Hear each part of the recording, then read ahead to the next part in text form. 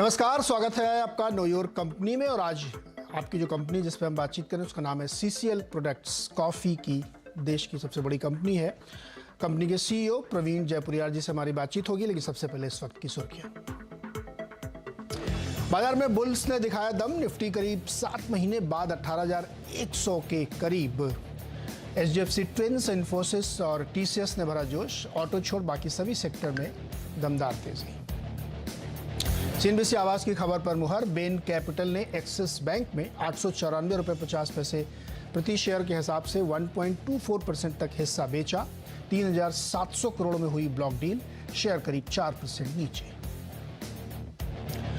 अक्टूबर में मिलीजुली रही ऑटो कंपनियों की बिक्री। मारुति ने बेची अनुमान से कम गाड़ियां। सेमीकंडक्टर की कमी का उत्पादन पर असर। बजाज ऑटो की बिक्री घटी लेकिन रही एस्टिमेट से ज्यादा। अशोक लेलैंड की बिक्री रही उम्मीद से कम।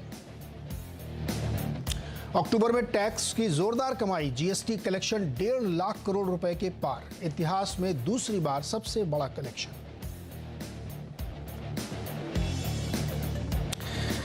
बाजार का इसमें ताजा हाल देखिए। बैंक निफ्टी में पता नहीं क्या हुआ, सिर्फ 50 पॉइंट बचा है।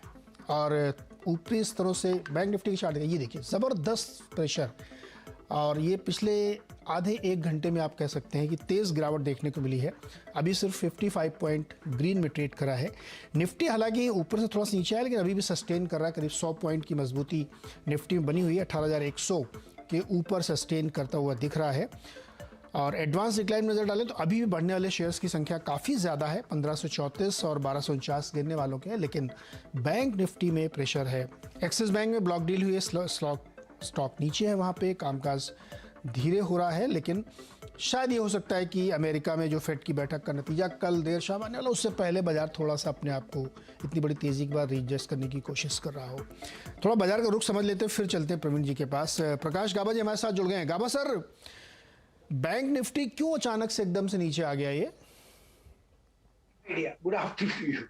लेकिन इतना पता है कि अपोजिशन पे थोड़ा सेलिंग प्रेशर था। जो रेजिस्टेंस जोन था 41,800 के आसपास था, वहां पर एक सेलिंग प्रेशर आया, फिर लगातार गिरावट देखी। लेकिन जो आज का लो है, ये भी एक अच्छा लो है। यहाँ से एक अपमूव मिल सकता है। जो बार बना हुआ है लास्ट 1 घंटे का, 15-20 मिनट का, मुझे लगता है कि इस हिसाब से लगता है कि यहाँ से एक अपमूव मिल सकता है। तो आज का लो लगता है कहीं पर टैप हो गया। तो ऑन अपसाइड एक 41,700 अब भी पॉसिबल है। तो मेरे ख्याल से शॉर्ट नहीं होना चाहिए बैंक निफ्टी में। अगर कोई शॉर्ट्स हैं तो कवर होने की जगह अच्छी है। और निफ्टी में? निफ्टी का मेरे ख्याल से वो ज्यादा स्ट्रेंथ वहां पर है ही। उसमें भी थोड़ा डिप मिला। निफ्टी का आज का लो और कल का क्लोज में गैप है, तो उसमें साइन ऑफ स्ट्रेंथ तो दिखाई दे ही रही है। बैंक निफ्टी में थोड़ी ज्यादा सेलिंग आई, लेकिन वो रिकवर कर लेगा। ऐसा कुछ होता है तो उसका असर तो निफ्टी पर होना ही है। तो मेरे ख्याल से यहाँ पर थोड़ा शॉर्ट्स नहीं होना चाहिए। FNO एक्सपायरी भी मेरे ख्याल से बस है ही, आसपास वीकली एक्सपायरी है आते दिनों में। अच्छा, फ्यूचर्स में आप देखिए तो अदानी इंटरप्राइजेज आज काफ़ी बढ़िया, करीब 6% की तेज़ी है। डिवीज़ लैब में अच्छी खासी तेज़ी है। लेकिन एक्सिस बैंक, अशोक लेलैंड, ये सब जो न्यूज़ ड्रिवन काउंटर थे, एस्कॉर्ट, कुबूटा, इन सब में कमज़ोरी देखने को आई है। मैंने आपसे सुबह पूछा था 10:30 बजे, क्या एक्सिस बैंक में शॉर्ट का मौका है? तो आपने उससे कहा था कि इसको भी रडार पर रखिए, शॉर्ट मत करिए। अभी 3.5% नीचे थोड़ा थोड़ा ऊपर का रुझान करता हुआ दिख रहा है। लेकिन ऑटो सेक्टर में गाबा जी नंबर्स बहुत अच्छे नहीं आए। एक्सपेक्टेड थे कि शायद बहुत अच्छे नंबर आएंगे, लेकिन अशोक लेलैंड के नंबर खराब है तो 3% नीचे आ गया है। स्कॉट्स में भी नीचे है। कोई ऐसा स्टॉक आपको दिखता है, अशोक लेलैंड वगैरह, या कोई भी जहाँ पे शॉर्ट की अपॉर्चुनिटीज बन रही हो? देखिए, अशोक लेलैंड ने ट्रेड करा है 148 जोन्स पर। 140 के आसपास जब मिल जाता है अशोक लेलैंड, तो खरीदने का मौका रहेगा। Chart structure on higher time frame में बढ़िया है, वीक नहीं है। हाँ, थोड़ा शॉर्ट टर्म में थोड़ी वीकनेस नजर आती है, लेकिन 140 में स्ट्रॉन्ग सपोर्ट जोन है। आप ट्रेड करें 149 में, तो 8-9 रुपए की जब गिरावट आ जाए, वहां पर फिर एक बाइंग बनेगी for medium term target of 165-170। तो मुझे Ashok Leyland from larger term point of view अच्छा लगता है। डिप्स का एडवांटेज लेना चाहिए अशोक लेलैंड में। गाबा सर, डिलीवरी का चार्ट देखिए, 10% ऊपर है। ये मेरे ख्याल से कल ये परसों भी शायद आपने 10:30 के शो पहले, हाँ, ये बहुत बुरी तरीके से गिरा था और अब इसमें आज एक तेजी बनती हुई दिख रही है। नाइका भी ऊपर है खबरों के नजदीक जो अगर चलते, लेकिन डिलीवरी में 10% की तेजी है। क्या पलट रहा है क्या? ये 400 तक तो जा सकता है। अब ट्रेड करा है 378 पर डिलीवरी। और एक बार 400 चला गया तो शायद स्ट्रक्चर इंप्रूव होगा, लेकिन काफी स्ट्रेच हो चुका है ऑन द डाउन साइड, इसलिए एक अपमूव देख रहे हैं डिलीवरी में। हो सकता है अपमूव मिले, अब शायद सर्किट में 10%, 400 की एक पॉसिबिलिटी है यहाँ पर स्लैम होने की है। ओके, चलिए बात करते हैं सीसीएल प्रोडक्ट्स की। कॉफ़ी प्रोसेसिंग की बहुत बड़ी कंपनी, और बातचीत करेंगे हम प्रवीण जयपुरियार जी से, जो कंपनी के सीईओ हैं, हमारे साथ जुड़ गए। नतीजे कंपनी ने पेश किए, नतीजे बड़े इंटरेस्टिंग हैं। अगर आप साल दर साल कंपेयर करके देखें तो रेवेन्यू में ज़बरदस्त ग्रोथ है 51% की। ग्रॉस मार्जिन भी नीचे आया है वाई, लेकिन अगर आप क्वार्टर क्वार्टर देखेंगे तो वहाँ पे 4% का इम्प्रूवमेंट है। एबिटा में 10% की बढ़त है क्वार्टर क्वार्टर, लेकिन वाई आप देखेंगे तो वहाँ पे अच्छी खासी ग्रोथ है। तो नंबर को समझते पहले क्या है, प्रवीण जी ये थोड़ा मुझे समझाइए कि जो ऐसा बताया जाता है कि आपके ऊपर कॉफ़ी प्राइसेस का बहुत असर नहीं पड़ता है, फिर ये मार्जिन क्यों इतना बहुत ज़्यादा ऊपर नीचे हो रहा है? तो नीरज, अगर आप यहाँ पे देखोगे तो जो टॉप लाइन हमारी ग्रोथ है 50%, उसमें अगर आप इसको प्राइस और वॉल्यूम इसमें डिसेक्ट करोगे तो वॉल्यूम ग्रोथ जो है वो 20 से 25% के बीच में है, और प्राइस एडवांटेज हमको जो है वो मिला है करीबन 25 से 30% का कॉफी प्राइसेस बढ़ने के कारण। तो इस वजह से टॉप लाइन ग्रोथ 50% है, और आप एबिटा ग्रोथ अगर आप देखोगे तो वो भी 19 से 20% के बीच में है। तो बिल्कुल जितना वॉल्यूम ग्रोथ है उतना ही एबिटा ग्रोथ है। तो इसीलिए हम हमेशा कहते हैं हमें प्राइस का फर्क नहीं पड़ता, क्योंकि कॉस्ट प्लस मॉडल है। अब ऑप्टिकली देखने में as a percentage to sale कम हो गया, क्योंकि प्राइस हाइक बहुत ज्यादा दिख रही है, तो इसीलिए आपको जो है मार्जिन जो है वो कम दिख रहा है। अगर आप ग्रोथ टू ग्रोथ देखोगे, कंपेयर करोगे, तो बिल्कुल इन लाइन है वॉल्यूम ग्रोथ और प्रॉफिट ग्रोथ। तो हम हमेशा ऐसे ही मेजर करते हैं कि हमारी प्रॉफिट ग्रोथ जो है वो वॉल्यूम ग्रोथ के इन लाइन होनी चाहिए, और वैसा ही है, और बिल्कुल हमारे अनुमान के हिसाब से रिजल्ट्स हैं। और इनफैक्ट चूंकि वॉल्यूम ग्रोथ भी अच्छी हो रही है 20 से 25%, तो हमें लग रहा है कि ये काफी अच्छा जो हमें ट्रेंड देखने को मिला है पिछले 2-3 क्वार्टर में, और आगे भी हम उम्मीद करते हैं हम इसी ट्रेंड पे बने रहेंगे। अच्छा, रेवेन्यू ग्रोथ का जो गाइडेंस आप दे रहे हैं इस साल के लिए, वो उससे कहीं ज़्यादा होता हुआ दिख रहा है। मैं ये समझना चाह रहा था कि बहुत जगहों पे अलग अलग इकोनॉमीज़ में, चूँकि आप ऑलमोस्ट 100 कंट्रीज़ में आपका बिजनेस है, स्विट्ज़रलैंड में भी बहुत जगहों पे आपका है, तो जो B2B सेगमेंट है आपका, क्या वहाँ की ज़्यादा आपको ग्रोथ दिख रही है, इस वजह से ऐसा हो रहा है? हाँ, देखिए, कॉफी एक ऐसा बेवरेज है जिसका कंजम्पशन कम नहीं होता वर्ल्ड वाइड। चाहे आप किसी भी कंडीशन की बात करें, लोग बात कर रहे हैं रिसेशन की, बट कॉफी एक ऐसी चीज है जो लोग पीते रहते हैं। इस वजह से जो है डिमांड बनी हुई है, और हमारा जो कॉफी है इंस्टेंट कॉफी, वो ज्यादा इन होम सेगमेंट में जाता है।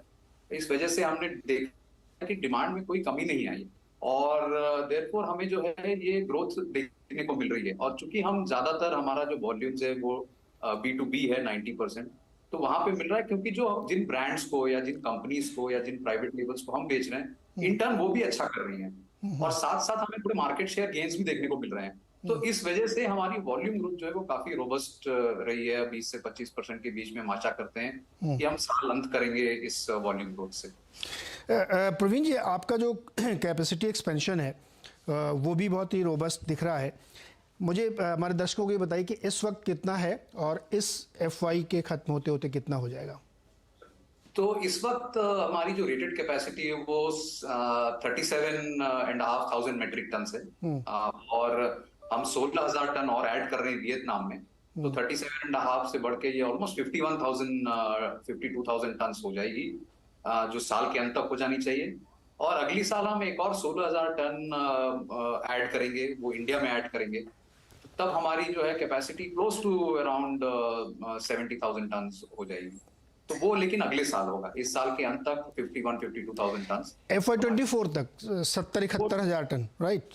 राइट, वो FY 24 में 70-71,000 टन हो जाएगा। सर ये बताइए प्रवीण जी कि जब ये पूरी कैपेसिटी हो जाएगी, बहुत समय नहीं बाकी, 1.25 साल ही कह सकते हैं, 1.5 साल कह सकते हैं मैक्सिमम, तो जब ये सब ऑनलाइन हो जाएगी तो क्या इतना लेवरेज हो पाएगा क्या? तो आप देखो, जैसे हम गाइडेंस दे रहे हैं, हम अगले 4-5 क्वार्टर में 20% 20 से 25% वॉल्यूम ग्रोथ देख रहे हैं, और ऑलरेडी एज ऑन डेट ना हम कुछ कॉफी जो है हमारी ऑलरेडी हम आउटसोर्स कर रहे हैं। तो इनफैक्ट डे 1 से हमारी जो है कैपेसिटी जो है थोड़ी सी फिलअप होनी शुरू हो जाएगी। इस साल हमारा अनुमान है कि हम 3-3,500 टन जो है बाहर से कॉफी लेंगे बेचने के लिए। तो जिसका मतलब है कि डे 1 से जब फैक्ट्री शुरू होगी तो हमारी यूटिलाइजेशन रहेगी, और जनरली हम ये गाइडेंस देते हैं कि 3 साल के अंदर मतलब हम ऑलमोस्ट 80 to 85% यूटिलाइजेशन पे पहुंच जाएंगे दोनों जगह पे, इंडिया में भी और वियतनाम में भी। तो ये हमारा मतलब प्रोजेक्शन है और इसीलिए हम इतने एग्रेसिवली जो है कैपेसिटी एक्सपेंड कर रहे हैं।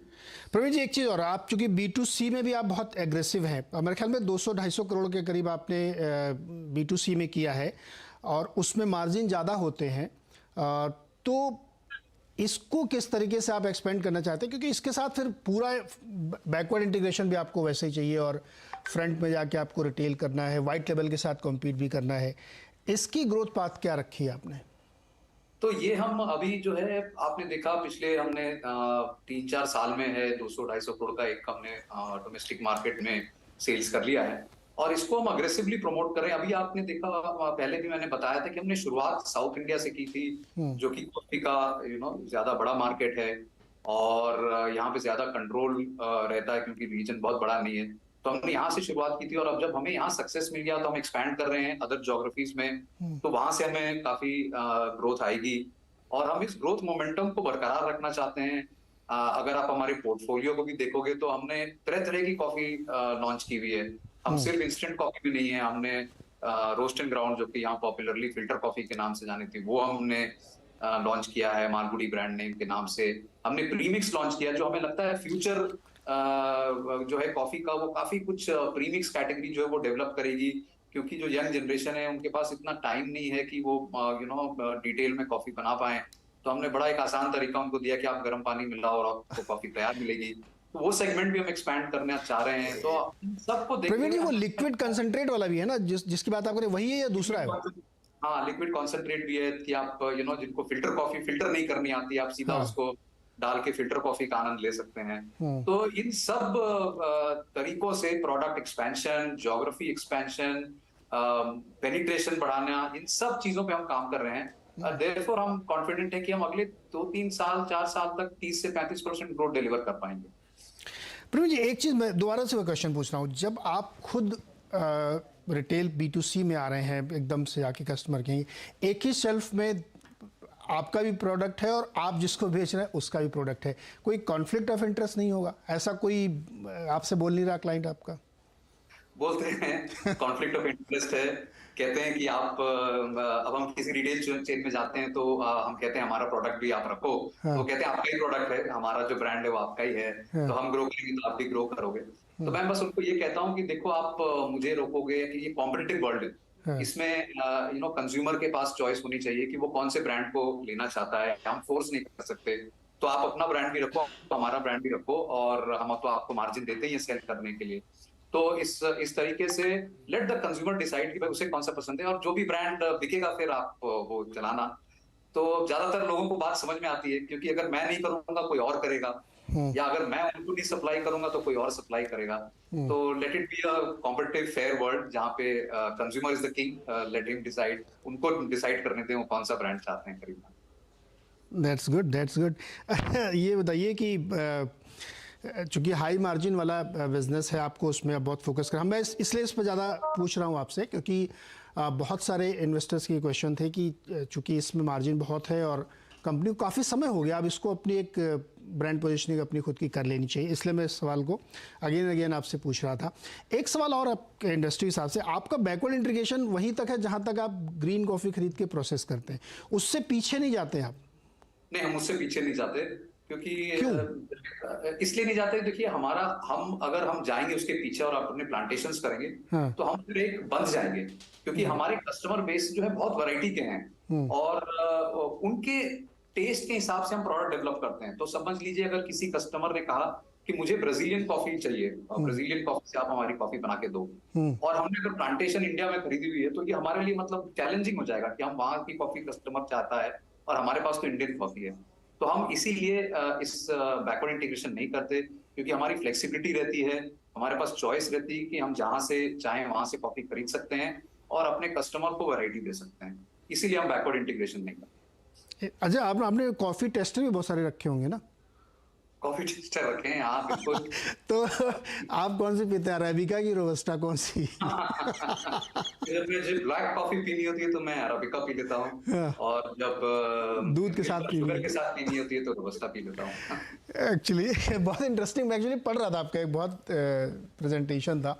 मुझे एक चीज़ और समझाइए थोड़ा, क्योंकि आप ग्रीन कॉफ़ी लेते हैं, फिर उसको प्रोसेस करते हैं, फिर उसको अपने क्लाइंट्स को बेचते हैं और B2C में भी जाते हैं। तो चूंकि आपका जो मार्जिन और प्रॉफिट इस बात पे ज़्यादा तय होता है कि आप कितना वॉल्यूम जनरेट करते हैं रादर कि कितना प्राइस मूवमेंट करते हैं। लेकिन आप चूंकि लॉन्ग टर्म कॉन्ट्रैक्ट है आपके, आपने ख़रीद लिया, फिर कैसे प्रोटेक्ट करते हैं अपनी प्रॉफिटेबिलिटी को आप?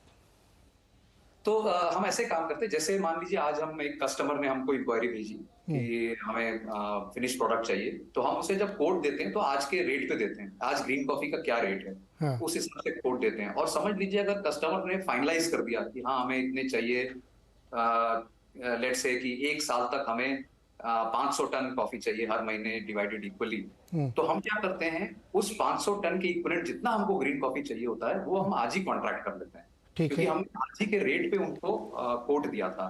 तो चूंकि हम आज ही उसी रेट पे कॉन्ट्रैक्ट कर लेते हैं, तो क्या होता है, अगर कॉफी की प्राइस बढ़े तो हमको घाटा नहीं होता, और अगर नीचे आए तो हमको फायदा भी हम नहीं होता, मतलब गिरने और बढ़ने का।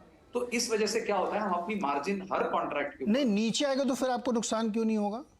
क्योंकि हमने तो कॉन्ट्रैक्ट कर लिया ना, हमने तो ग्रीन कॉफी खरीद लिया उसी रेट पे, तो ओके। हम तो अब नीचे भी आए तो हमको हमने ऑलरेडी ग्रीन कॉफी सेलर से खरीदा उस रेट पे, अब मैं तो नीचे नहीं जाऊंगा। तो ये हम मेंटेन करते हैं ताकि हम फायदे और नुकसान जो स्पेक्यूलेशन है उस पे हम ना पड़े, और हमारा रियल टर्म जो रेट है, जो आज का रेट है, उस पे हम बाय कर लेते हैं, और उनकी मार्जिन जो है तब हमारी प्रोटेक्टेड रहती है throughout the supply of that product to the. कोई नए क्लाइंट जोड़े सर आपने B2B में? हाँ, काफी क्लाइंट्स हैं जुड़ रहे हैं हमारे साथ, बहुत सारे क्लाइंट्स हैं। अभी क्या हुआ है, यूरोपियन मार्केट भी थोड़ी सी टर्मोइल में है, कॉस्ट ऑफ प्रोडक्शन बढ़ गया है कॉफ़ी तो वहाँ पी रहे होंगे सर वो लोग। तो हाँ, कॉफी पी रहे हैं, लेकिन वहां पे जो कॉस्ट ऑफ प्रोडक्शन चूंकि बढ़ गया है, हाँ। तो क्या हुआ है कि Indian coffee manufacturer, Vietnamese coffee manufacturer, इन सबको फायदा हो गया, क्योंकि हमारी कॉस्ट ऑफ प्रोडक्शन अब उनसे कम हो गई है बिकॉज ऑफ द क्राइसिस। वहाँ फ्यूल कॉस्ट और एनर्जी कॉस्ट बहुत बढ़ गई है, 300-400% का इजाफा हो गया है, तो उनका जो है नॉन कॉम्पिटिटिव हो गए हैं। तो हमें काफी सारे नए क्लाइंट्स भी मिल रहे हैं, और हम आशा करेंगे कि फ्यूचर में भी, चूंकि हम उनको अच्छे प्रोडक्ट्स देंगे, वो हमारे साथ जुड़े रहेंगे। So that will be an advantage to us. Praveen ji, आपने एक पैकेजिंग यूनिट भी लगाई है शायद, हाँ, पैकेजिंग यूनिट लगाई। वो अपने B2C के लिए लगाई क्या आपने? हाँ, तो हमने दो चीजों को दिमाग में रख के लगाई थी पैकेजिंग यूनिट, एक तो B2C, और सेकंड हम क्या कर रहे हैं, हम बहुत सारे ऐसे क्लाइंट्स ऐड कर रहे हैं जिनको हम डायरेक्ट स्मॉल पैक करके देते हैं। तो काफी क्लाइंट्स जो है वो हमसे बल्क लेके फिर खुद पैक करते हैं, तो हम उनको कह रहे हैं कि आप हमारे यहाँ ही पैक करा लो। तो ऐसे बहुत सारे क्लाइंट ऐड कर रहे हैं, इसमें मार्जिन भी ज्यादा होता है क्योंकि आपने एक और वैल्यू चेन ऐड करी है पैकेजिंग की। तो इससे हमारा मकसद यही था कि इसको हम जितना बढ़ाएंगे स्मॉल पैक के हमारे वॉल्यूम्स को, हमारा मार्जिन प्रोफाइल भी बढ़ता जाएगा। तो इसी वजह से हमने एक state of the art packaging unit लगाया है हमारे चित्तूर वाले प्लांट पे। ओके, तो ये एक बड़ा इंटरेस्टिंग पॉइंट था। तो आपका ऑलमोस्ट 1-1.5 साल के अंदर वॉल्यूम डबल, कैपेसिटी डबल हो जाएगी, 71,000 टन, और जिस तरीके की डिमांड आप कह रहे दिख रही है, और मैं रेवेन्यू ग्रोथ वाला इसलिए पूछा था 20-30% की, तो आप जो गाइडेंस दे रहे हैं उससे कहीं ज़्यादा बीट करके उसको करके दिखा रहे हैं। तो ये एक बहुत इंटरेस्टिंग पॉइंट था, निवेशकों को देखना चाहिए। इसलिए हमने बहुत सारे आपसे इस तरह के सवाल पूछे कि कैपेसिटी एक्सपेंशन क्या है, और उम्मीद करते हैं कि आपकी ये ग्रोथ बनी रहेगी, और कॉफ़ी पीना लोग छोड़ेंगे नहीं है। कुछ भी हो, सुबह की कॉफ़ी और शाम वाली भी दूसरी वाली कॉफ़ी चलती रहती है मंदी और तेज़ी के माहौल में। बहुत बहुत शुक्रिया प्रवीण जी हमारे साथ जुड़ने के लिए और बहुत सारी इंसाइट्स देने के लिए कॉफ़ी मार्केट की। तो इस चर्चा को यहीं पर रोकते हैं। CCL प्रोडक्ट 505 रुपये पर इस वक्त ट्रेड कर रहा है, और इस स्टॉक को ज़रूर ध्यान में रखिए क्योंकि इसकी जो स्टोरी है वो बहुत ही इंटरेस्टिंग है। यहाँ से आगे लगभग डबल इनकी कैपेसिटी हो जाएगी प्रोसेसिंग की, और ये रोबस्टा कॉफ़ी के ज़्यादातर लीडर हैं क्योंकि वो वियतनाम में ज़्यादा होती है। छोटा सा एक ब्रेक के बाद मार्केट।